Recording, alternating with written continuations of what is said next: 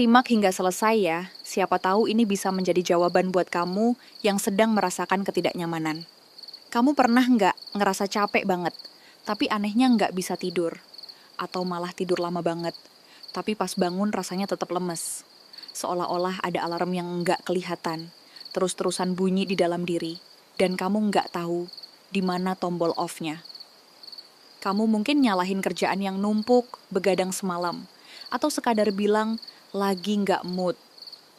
Kita seringnya mikir, ini cuma capek biasa. Padahal ini adalah sebuah pesan. Kode rahasia yang dikirim tubuh buat ngasih tahu kalau ada sesuatu yang lebih dalam lagi yang sedang terjadi. Ini bukan drama, bukan juga tanda kamu lemah. Ini adalah sinyal dari sahabat terbaik kita, tubuh kita sendiri. Di video ini, kita akan jadi detektif buat diri kita sendiri.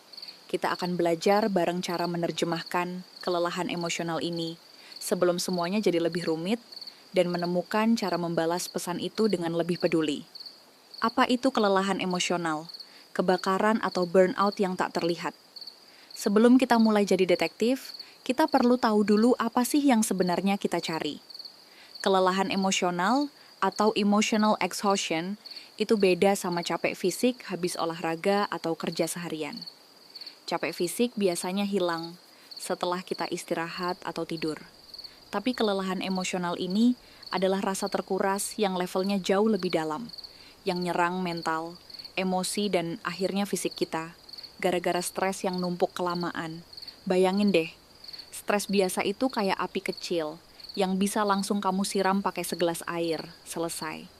Tapi kelelahan emosional itu kayak kebakaran tak terlihat yang diam-diam membakar cadangan energi internal kamu hari demi hari, sampai akhirnya kamu merasa hampa dan gak punya motivasi sama sekali. Ini kondisi di mana kamu ngerasa terjebak, kewalahan, dan kayak udah gak punya kendali lagi atas hidup. Rasa capeknya itu netap, bahkan setelah kamu libur panjang atau tidur 8 jam penuh.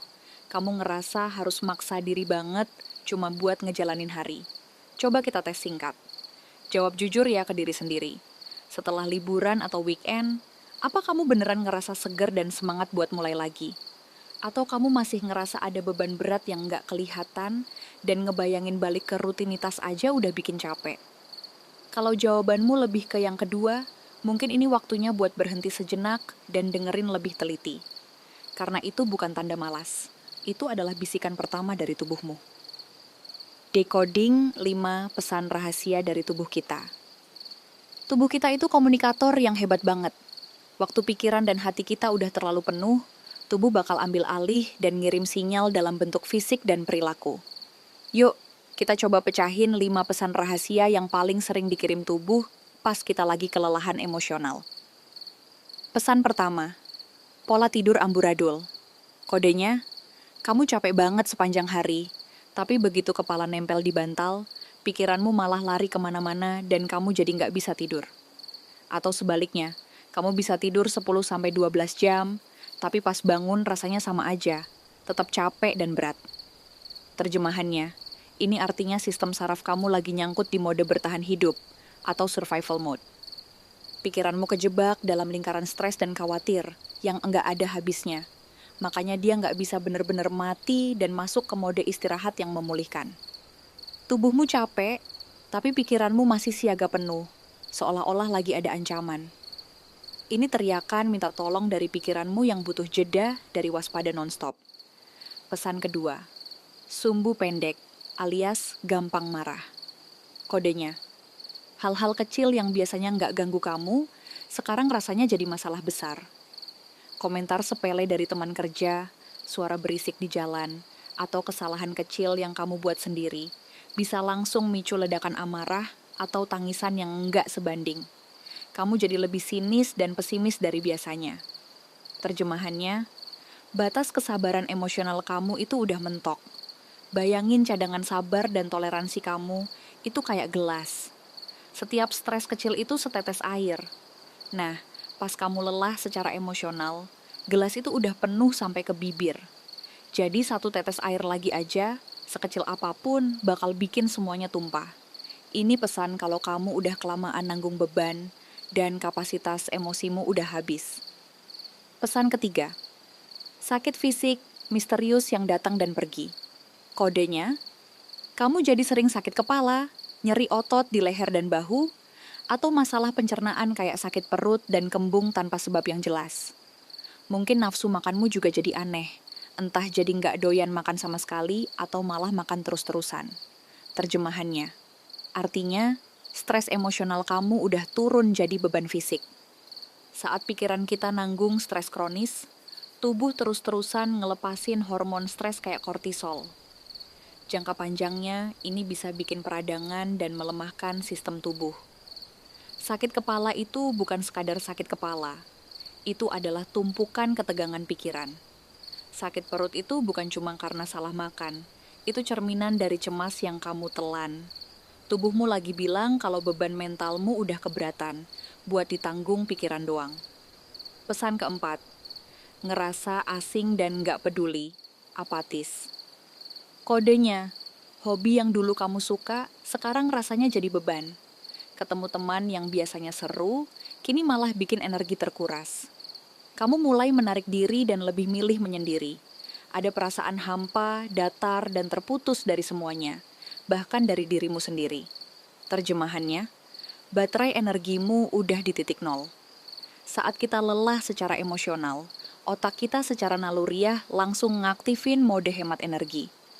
Aktivitas yang butuh energi emosional, kayak sosialisasi, berkreasi atau ngerasain senang, bakal dipangkas duluan.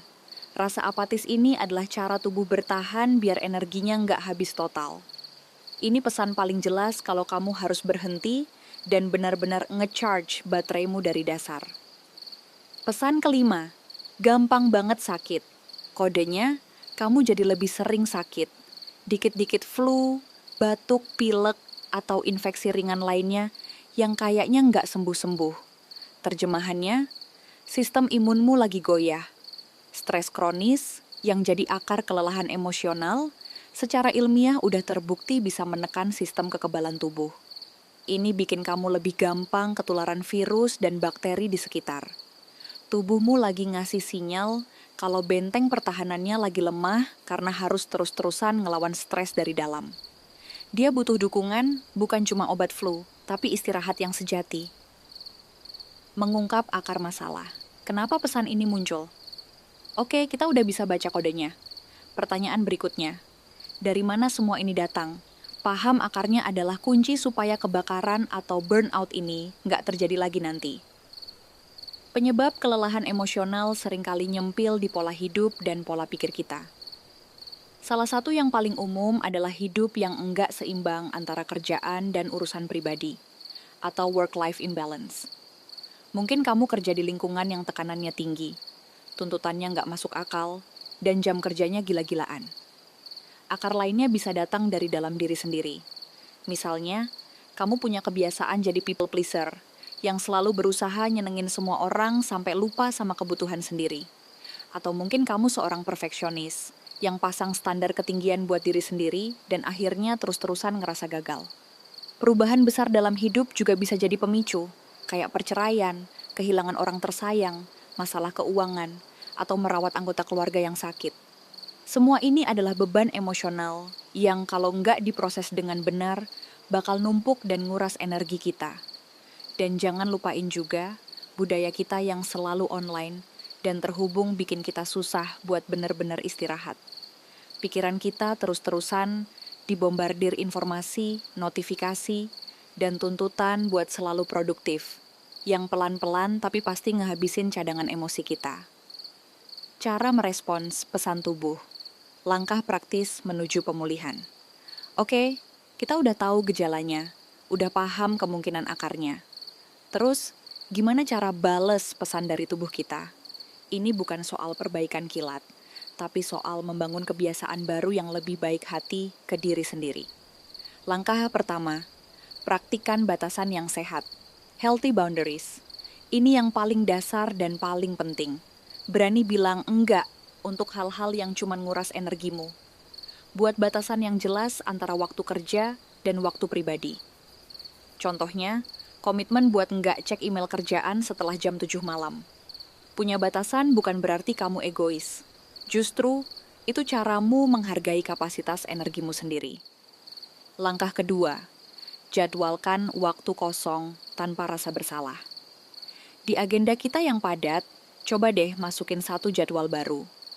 Waktu kosong. Ini waktu yang sengaja kamu siapin buat nggak ngapa-ngapain. Bukan buat nonton serial atau scroll media sosial, tapi beneran jeda.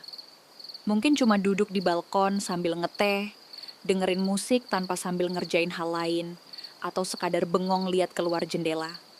Praktik kayak gini bantu menenangkan sistem saraf kamu dan ngeluarinnya dari mode bertahan hidup. Langkah ketiga, gerakan tubuhmu dengan sadar. Waktu lagi capek banget rasanya emang paling enak mager kan? Tapi justru olahraga ringan bisa jadi obat yang manjur banget. Aktivitas fisik kayak jalan kaki 30 menit, yoga, atau peregangan bisa ngelepasin endorfin, si pereda stres alami. Intinya bukan olahraga berat, tapi sekadar menggerakkan badan buat ngelepasin ketegangan fisik yang numpuk gara-gara stres. Langkah keempat, kasih nutrisi buat pikiran dan tubuh. Apa yang kita makan itu ngaruh banget ke mood dan level energi. Coba deh kurang-kurangin makanan olahan dan gula berlebih yang bikin energi naik turun drastis. Banyakin makan makanan utuh kayak buah, sayur, dan protein yang ngasih energi stabil. Dan pastiin kamu cukup minum air putih. Dehidrasi ringan aja udah bisa bikin rasa capek dan otak ngeblank, jadi makin parah. Langkah kelima, jangan ragu cari bantuan profesional. Kalau kamu ngerasa pesan dari tubuhmu udah terlalu kencang, kayak perasaan putus asa yang mendalam, menarik diri dari semua orang, atau gejala depresi, itu tandanya kamu mungkin butuh bantuan dari luar. Ngobrol sama terapis atau konselor itu bukan tanda kelemahan. Justru ini langkah paling bijak dan kuat yang bisa kamu ambil.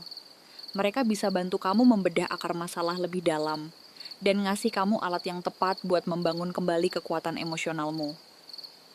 Kesimpulan dan call to action. Jadi, kelelahan emosional itu sebenarnya sebuah panggilan buat kita kembali nyambung sama diri sendiri. Tubuh kita bukan musuh yang harus dilawan, tapi sahabat yang selalu coba ngobrol sama kita dengan caranya sendiri. Semua sinyal yang kita bahas tadi, susah tidur, gampang marah, sakit-sakitan, itu adalah bentuk kepeduliannya. Itu caranya bilang, "Hei, aku butuh perhatianmu, istirahat dulu yuk." Belajar menerjemahkan pesan-pesan ini adalah salah satu bentuk self-care yang paling mendasar. Mengindahkannya bukan egois, tapi sebuah keharusan biar kita bisa hidup lebih sehat dan seimbang. Kamu nggak sendirian kok ngerasain ini, dan selalu ada jalan untuk menemukan kembali energimu. Pesan rahasia apa yang paling sering kamu rasain dari tubuhmu? Apa itu sakit kepala, susah tidur, atau mungkin jadi gampang tersinggung? Coba deh share pengalamanmu di kolom komentar. Membaca cerita satu sama lain bisa bikin kita ngerasa nggak sendirian. Dan kalau video ini ngebantu kamu lebih paham soal diri sendiri, jangan lupa klik tombol like dan subscribe ya, biar kita bisa terus belajar bareng di video-video selanjutnya. Terima kasih sudah nonton. Bersama Kinanti di Inner Self Channel, tetap semangat.